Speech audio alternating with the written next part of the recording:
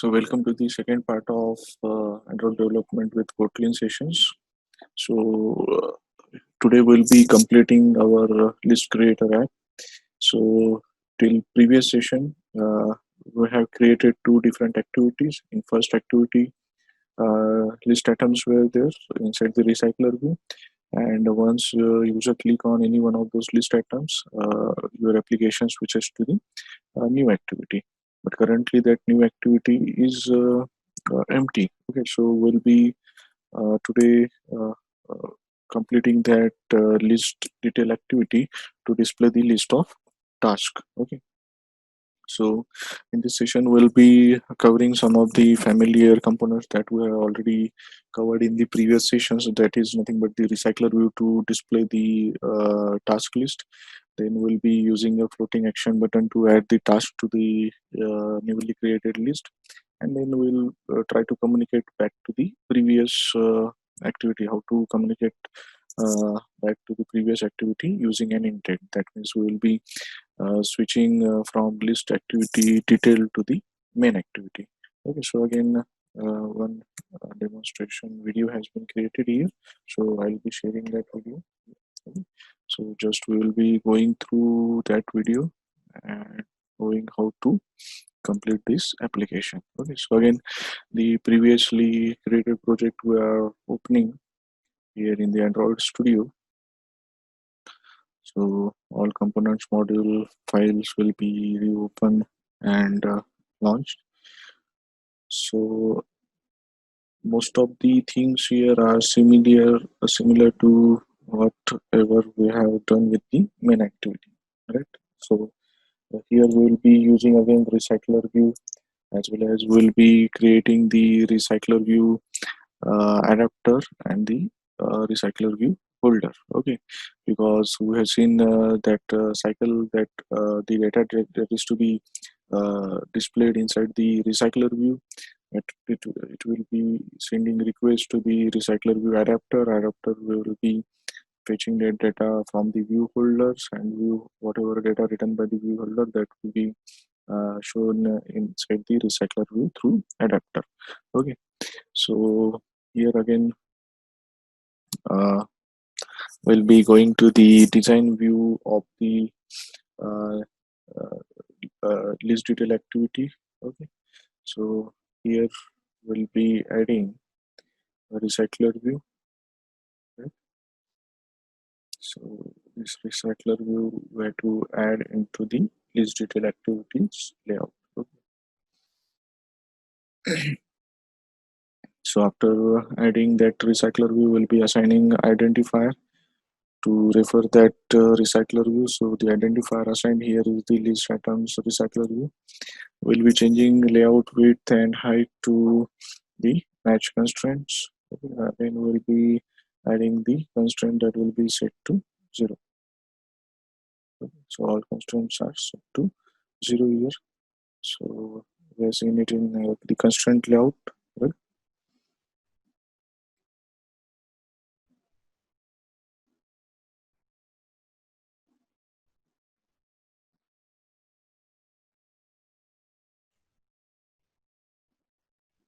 So after changing these things here, next will be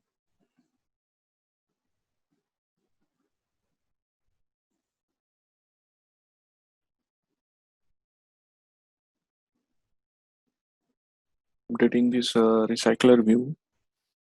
It's trying to make changes in the list detail activity class. Okay, that we have created. This activity will be loaded whenever user will be clicking on the create or on the list item. So here we are adding the list item recycler view. So adding the reference of recycler view here.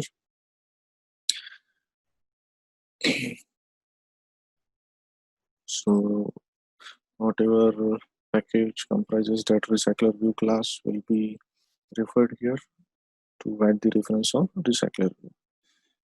And after that, some more lines of code will be added here, so that this list item recycler view will be referring to the just created list item recycler view that we have created in the design layout just now. And here we'll be using this class that is nothing but uh, list items recycler view adapter. Okay, we'll be writing the or creating this list items recycler view adapter for the recycler view, and for the current recycler view we are using the linear layout, so therefore linear layout manager class reference has been called there, right? So again we added the reference for that linear layout manager class on the package that is Android X recycler view widget. Okay, so after that so we'll be adding this adapter class. So again go to new Kotlin file class. Here we'll be adding this list item recycler view adapter as a class file, and again some similar sort of definition that we have written in the adapter as well as view holder class will be for the main activity that we have created. A similar sort of definitions and type of code will be adding in the uh, recycler view adapter of the newly created list items recycler view adapter as well as the view holder. Okay, so we'll be adding view holder. So inside this list recycler view adapter, we have changed the constructor here, so that a parameterized constructor in which the list items, sorry, task will be passed, and here it will be using the view holder, that is list item view holder. Okay, so this list item view holder class file we need to create. So again we'll be clicking right click on the package and we'll be creating this class as a Kotlin class file. Okay, so this list item view holder class is now created, as well as we'll be adding so that this view holder will be uh, using the items which has been passed here. Okay, so again this will be using the view holder interface of the recycler view class. Okay, so again we need to add the reference of that recycler view class. So after adding that reference of recycler view class, time to add the or implement those methods, that is view holder, that we have already seen in the main activity. We have override these methods of the recycler view adapter, right? So all these three methods we will be again overriding here. So after adding these three methods, we'll try to change the definitions of these methods. So initially we'll be identifying the total number of tasks available. Okay, then we'll be using the layout inflator so that that uh, inside the recycler view layout linearly the task will be displayed, right? We've already seen all these things in the previous sessions. Okay, so when these things has been added, so again we'll be adding the layout resource file, that is for displaying the task. So we'll be using that layout to display the task in the linear fashion inside the task view folder. Okay, so this layout file is created, and our linear layout we are using obviously here, so we'll be changing it to the linear layout. And after creating this layout file, it will be opened in the design view. So here again we need to change different things here, so we'll be using wrap contents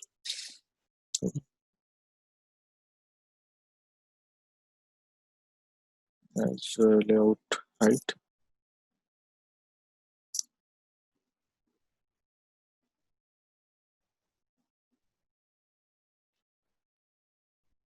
as well as we'll be adding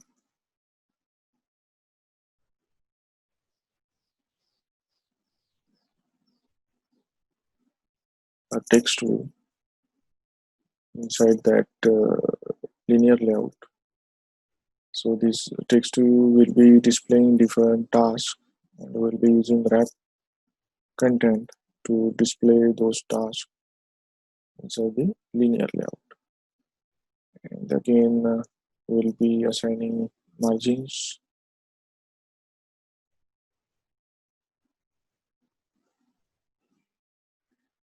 These layout margins will be assigned here. So that is nothing but left, and top margins will be assigned as 16 density pixels.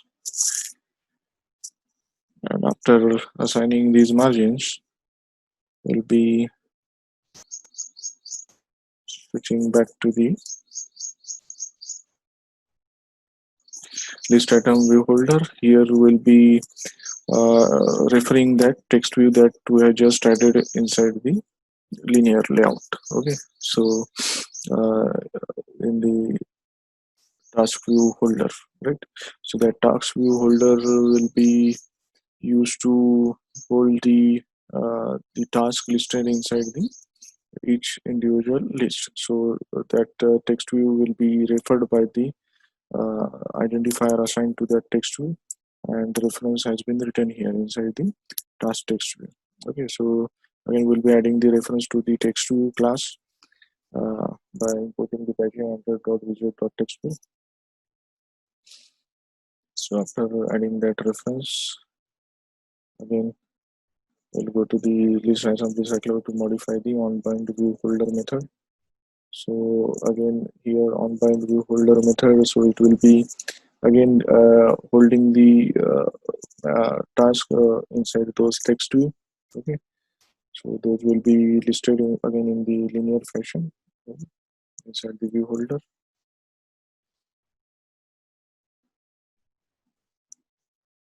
So again inside the list activity detail design view, we'll be adding a floating point button, a floating action button. So that floating action button will be added so that we should be able to add the task list inside the new activity. Okay, so again this menu add button will be added. So icon we have assigned, that is ICU menu icon is a menu add icon has been selected for displaying on that button. Now it is time to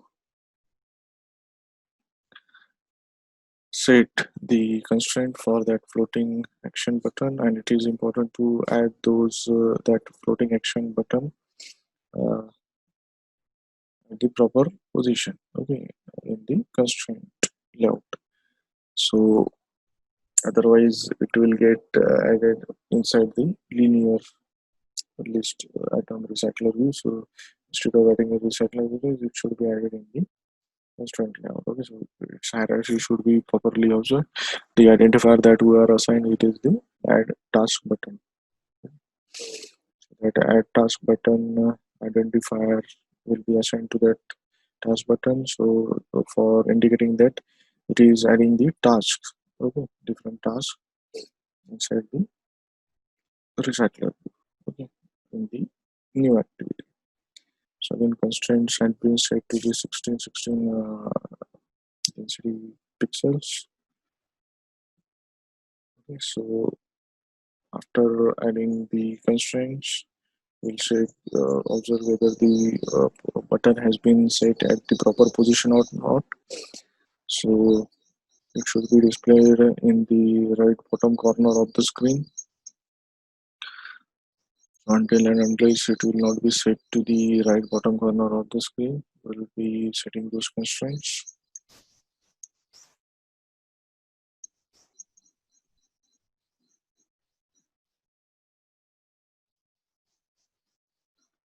So after positioning that floating action button at right position, we need to make certain changes to the code. Okay, so once that button has been added at the right position, again we'll be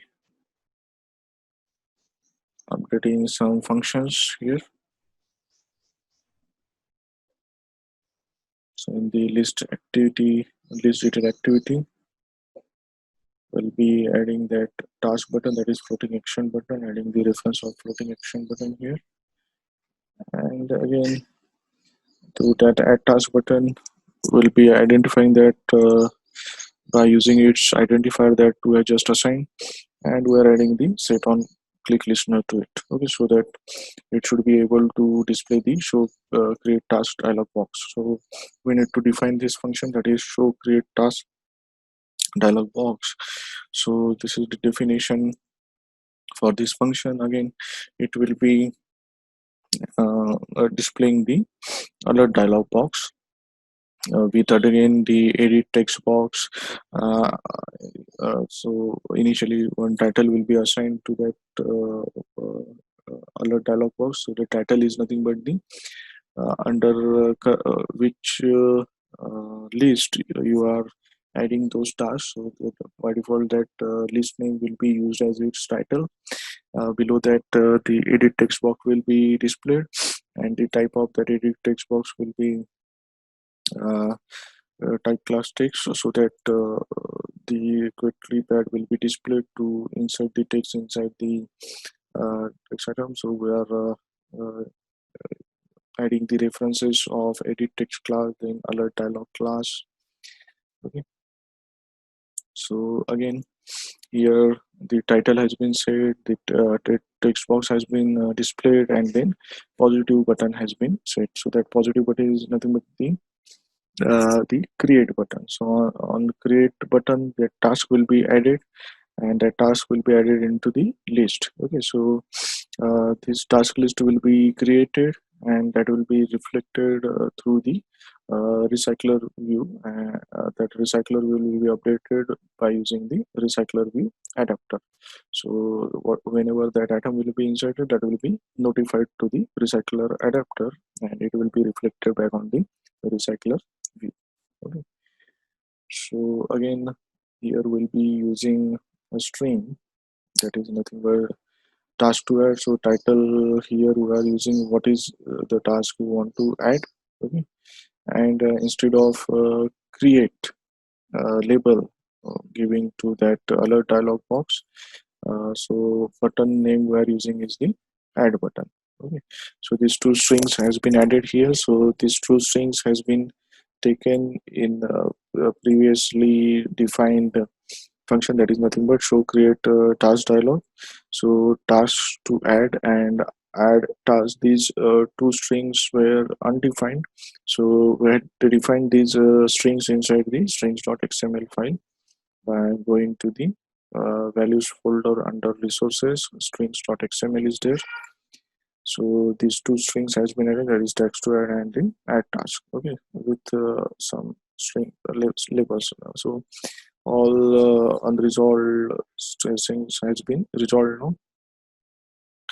So after making those changes, again we'll be loading that activity for result, so that those results will be loaded. So we'll be using list detail intent, and we'll be requesting the items to be displayed in that newly called activity or loaded activity, right? So that request code has been set to 123, and we'll be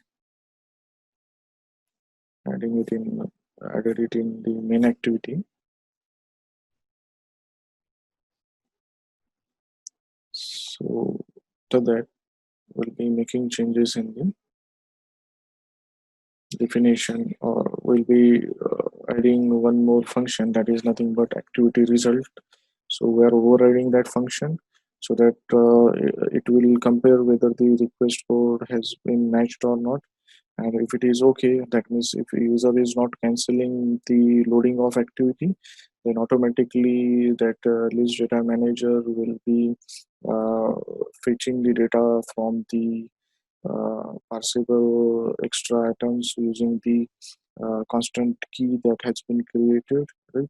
So the task which is to be loaded will get fetched, and that will be updated in the list to display.